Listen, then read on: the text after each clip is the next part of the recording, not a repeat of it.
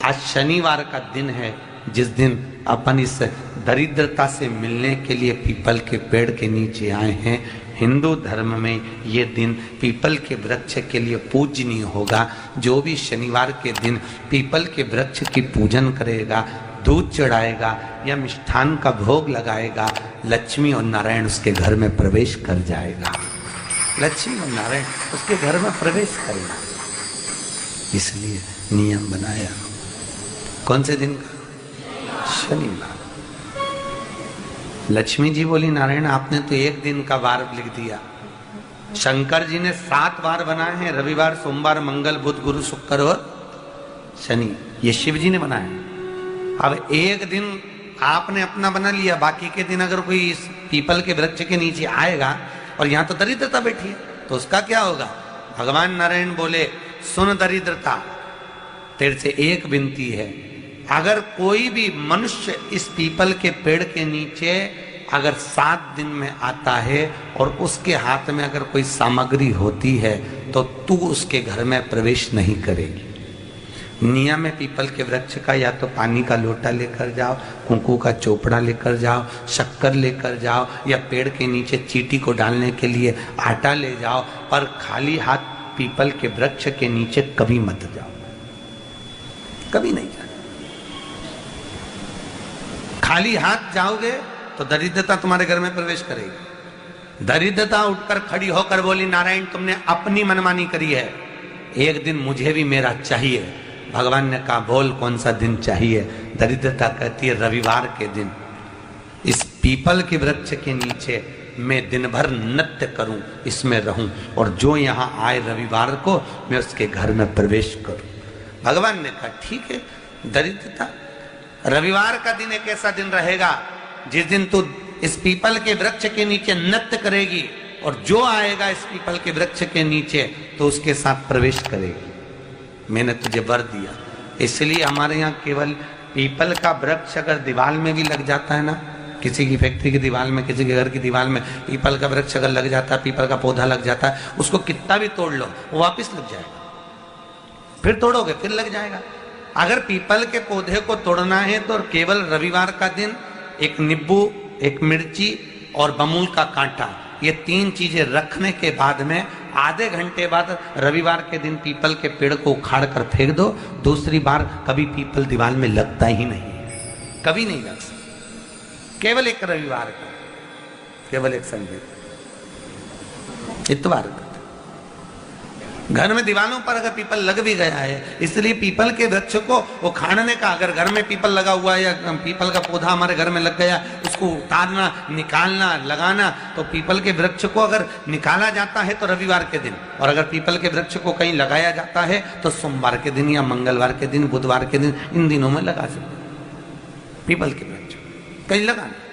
शनिवार का दिन एक ऐसा दिन होता है जिस दिन पीपल के वृक्ष को कहीं जाकर लगाया नहीं जाता, क्योंकि शनिवार के दिन पीपल के वृक्ष के नीचे लक्ष्मी रहती है। हम अपने हाथों से अगर पीपल का वृक्ष किसी दूसरी जगह पर शनिवार को रोपित करते हैं तो हमारे घर की लक्ष्मी अपने घर से छिन्न होकर चली जाती है।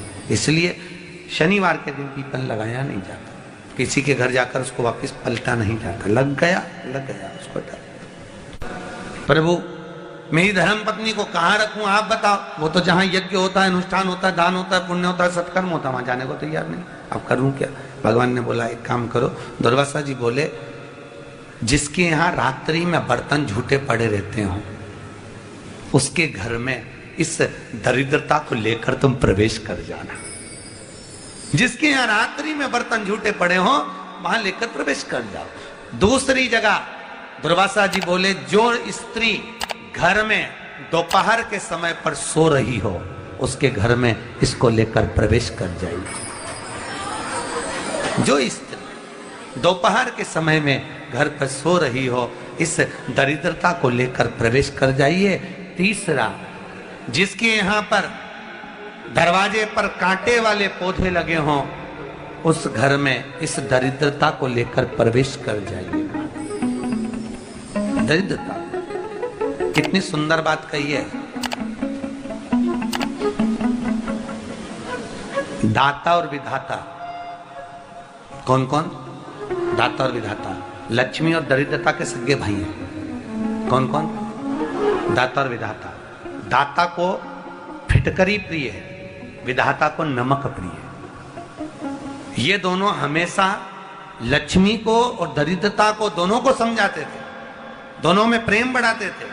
आज भी हिंदू धर्म की रीति है, यहां तो ठीक है, जिसके यहां पर भी अगर थोड़ी सी भी परेशानी होती है, थोड़ा सा क्लेश होता है, अशांति होती है, लक्ष्मी नहीं टिक रही हो, काम नहीं बन रहे हो, बहुत प्रयास करा जा रहा हो और हमारा कार्य नहीं होता, तो क्या करते हैं? फिटकरी और नमक को पानी में डाल देते हैं और घर में पोछा लगा देते हैं। आप लोगों ने आजकल फेसबुक पे भी पढ़ा होगा, व्हाट्सएप पे भी पढ़ा होगा। तो क्यों लिखा उसमें? उसका कारण ही केवल इतना है कि दाता और विधाता की प्रियता उसमें। माता ख्याति के जो 4 बच्चे हुए, इसमें जो 2 लड़के हैं, दाता और विधाता, उसकी प्रियता उसमें, उसकी पूर्णता उसमें। अब दुर्वासा जी बोले अपनी धर्म पत्नी को वहां लेकर, जहां कांटेदार पौधे लगे हों वहां पर लेकर प्रवेश कर जाइए। कांटेदार पौधों में उस दरिद्रता का निवास हो गया। कितना विचित्र कथा यहां वर्णन करी है। श्रीमद् भागवत के अंतर्गत जो वर्णन किया कि मृत्यु निश्चित है। रोग ऐसा शनि महाराज के कारण हो गया हो, अच्छे काम करते करते उल्टे हो रहे हैं, होते हैं किसी किसी के साथ में, विपरीत परिस्थितियां आ जाती है, अच्छा करने जाओ बुरा हो जाता है, अच्छा कर्म करने जाओ बुरा हो जाता है। तो पीपल के वृक्ष की जो छाल होती है, छाल देखिए, पीपल के वृक्ष में जो छाल लगी होती है, उस छाल को घिसकर चंदन बनाकर भगवान शंकर का स्नान कराकर, अभिषेक कराकर, पूजन कराने के बाद में पिपलेश्वर महादेव का नाम लेकर, कौन से महादेव?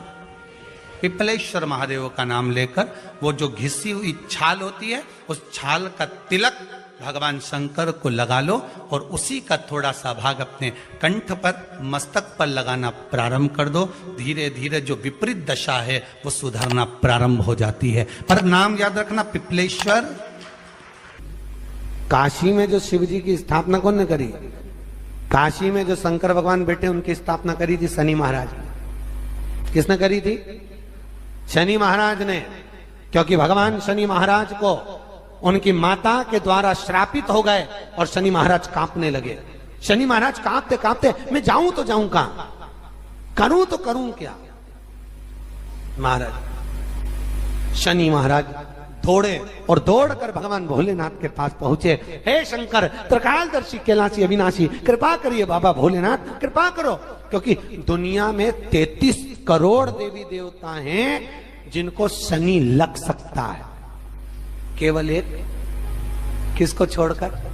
शिव को छोड़कर। राम जी को शनि लगा तो 14 वर्ष वनवास चले गए। कृष्ण को शनि लगा तो मथुरा छोड़कर द्वारका चले गए।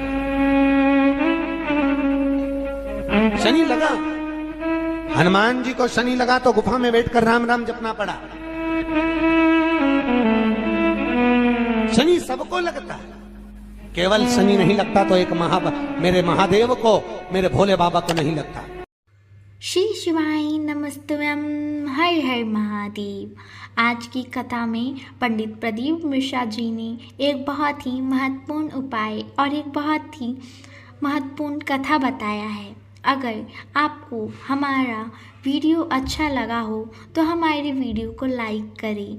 अगर आप हमारी चैनल पे नए हैं तो हमारे चैनल को सब्सक्राइब करें। हमारे चैनल पर इसी प्रकार की कथा और उपाय डाले जाते हैं। अगर आपको हमारा कथा और वीडियो अच्छा लगा हो तो हमारे चैनल का बेल आइकन प्रेस करना ना भूलें। इससे बहुत ही महत्वपूर्ण कथा जो गुरु जी ने बताया है वो सबसे पहले आपके पास पहुंचेगी। धन्यवाद।